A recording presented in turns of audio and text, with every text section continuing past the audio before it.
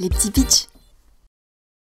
Salut à toutes et à tous et bienvenue dans les petits pitchs. Aujourd'hui on se retrouve pour parler de À la recherche des espèces disparues. Ça c'est un kangourou. C'est un jeu de déduction et de logique. Ça se joue de 1 à 4, une partie dure environ 1h30 et c'est pour les 12 ans et plus. Après À la recherche de la planète X, cette fois-ci vous ne partez pas dans l'espace mais sur une île de Papouasie-Nouvelle-Guinée à la recherche des espèces disparues. Et pourquoi on les cherche? Parce qu'elles ont disparu. C'est bien, tu suis. Le contexte. Des milliers d'espèces animales ont été découvertes au fil du temps, mais certaines ne sont plus observées depuis des décennies. Parce qu'il y en a plus des masses. Il est le manu. C'est évidemment celles qui sont le plus recherchées par les scientifiques. D'une part pour les sauver, mais aussi parce que c'est super stylé de trouver un truc que tout le monde cherche. Très bien, je vais y aller. Le but du jeu. Déduisez le territoire des différents animaux qui peuplent l'île et soumettez vos observations. Notez secrètement vos découvertes et trouvez l'espèce disparu. Le ou la scientifique qui contribuera le plus à cette expédition remportera la partie. C'est pas parce qu'on a fait la route ensemble qu'on est potes, hein, là c'est chacun sa gueule. Comment on trouve les bébêtes?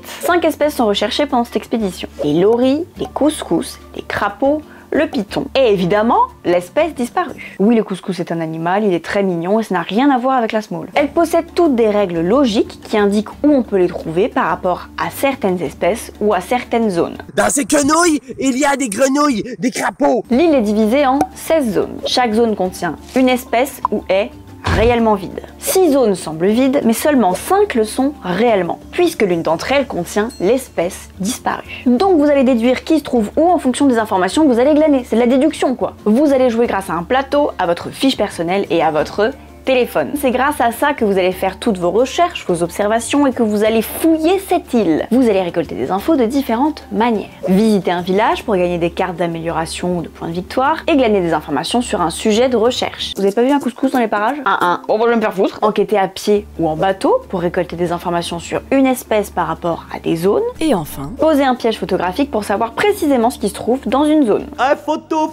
Chaque action vous fait avancer sur la piste de temps. Plus l'action est balèze, plus ça coûte cher en temps. Sachant que le temps définit l'ordre de jeu. C'est toujours à celui ou celle qui est en dernière position de jouer. Quand vous aurez toutes et tous dépassé le guide, vous déclencherez des phases d'observation. Ça va vous permettre de faire jusqu'à 2 hypothèses de ce qui se trouve dans les zones de l'île. Les observations sont importantes car elles vous font marquer des points, si elles sont correctes et si vous les avez faites avant les autres. Petit à petit, vous allez les vérifier et en faire des nouvelles quand le guide avancera sur la piste de temps. Quand vous êtes largué qu'il y en a un qui fait que des observations correctes, croyez-moi, ça vous aide. Vous déclencherez aussi des conférences qui seront des informations communes à tout le monde. Faites les bonnes déductions par rapport aux informations que vous récoltez et marquez un max de points grâce à vos observations. Si vous pensez avoir localisé l'espèce disparue. Il vous faudra également indiquer ce qui se trouve dans 2 zones adjacentes pour valider votre réponse. Pour pas gagner sur un coup de bol. Si c'est trouvé, bravo, vous marquez un max de points. Les autres pourront quand même tenter de faire leur hypothèse pour essayer d'en grappiller eux aussi. C'est une action qui prend beaucoup de temps, donc ne vous plantez pas. Il est possible de gagner la partie sans avoir trouvé l'espèce disparue ou sans être le premier ou la première à l'avoir fait. Si vous gérez bien vos observations et vous les combinez avec les bonnes cartes, vous pouvez faire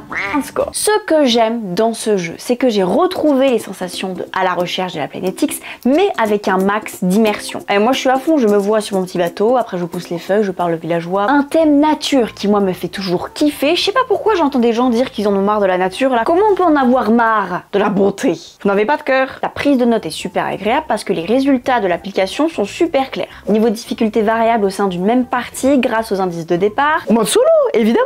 Réelle satisfaction de commencer dans le flou puis d'avoir un entonnoir jusqu'à la bonne réponse. Ceux qui kiffent la logique et la déduction, vous savez. 6 espèces disparues à tester qui n'ont pas les mêmes règles logiques. en partenariat avec l'ONG Rewild qui réalise ces expéditions dans la vraie vie pour protéger ces espèces disparues. Vous trouverez les descriptifs de chacune d'entre elles dans les règles du jeu et sur leur site. Et enfin, c'est un jeu éco-conçu avec des solutions moins polluantes là où c'était possible. Voilà, c'est tout pour À la recherche des espèces disparues. J'espère que ça vous a plu et que ça vous aura peut-être donné envie de tester le jeu. Si vous voulez voir encore plus de vidéos sur les jeux de société, n'hésitez pas à vous abonner à la chaîne de Regames. Ciao!